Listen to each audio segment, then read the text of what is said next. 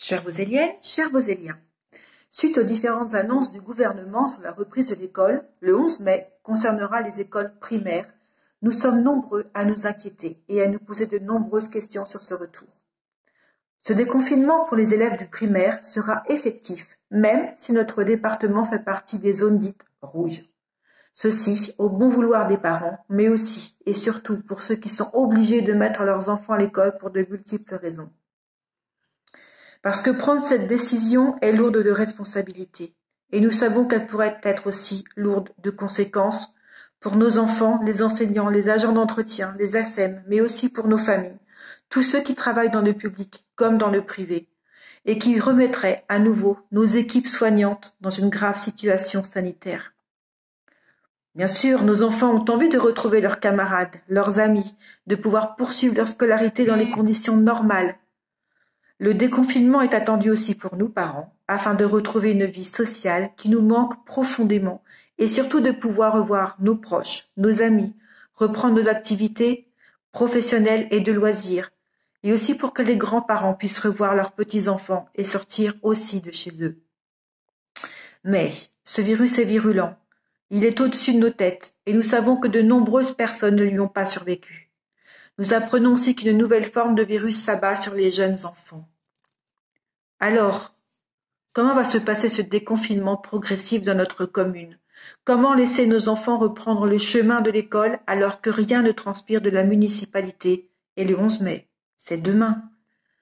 Madame Bonicel, maire de la commune, annonce l'achat de 1000 masques. Mais avec plus de 9000 habitants à Varennes-Vauzelles, le stock est loin de suffire.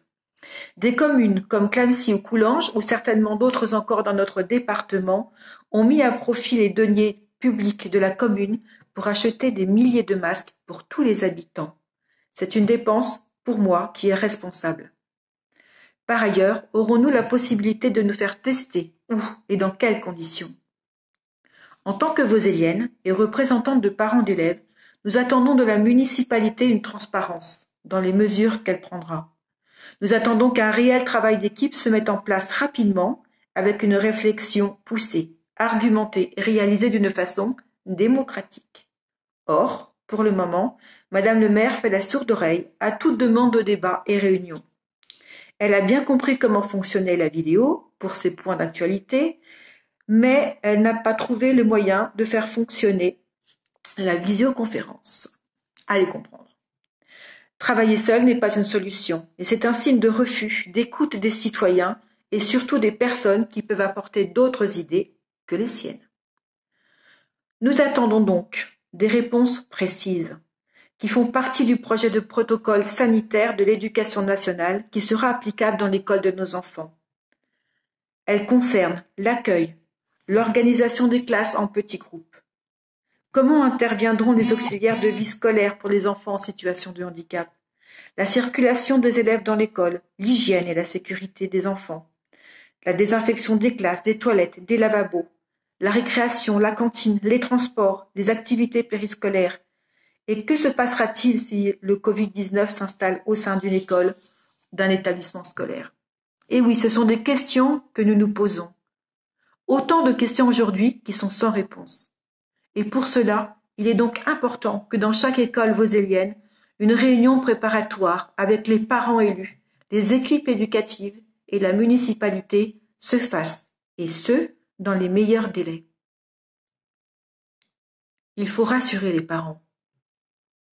Certaines communes ont décidé de ne pas réouvrir les écoles parce qu'elles n'ont pas les moyens d'en assurer la sécurité et l'hygiène. De plus, ce déconfinement n'est pas sans retombées économiques sur les collectivités territoriales. C'est pour ça qu'il convient donc d'y réfléchir ensemble. Nous demandons que toutes ces dispositions soient prises d'une façon collective, parents, enseignants et municipalités.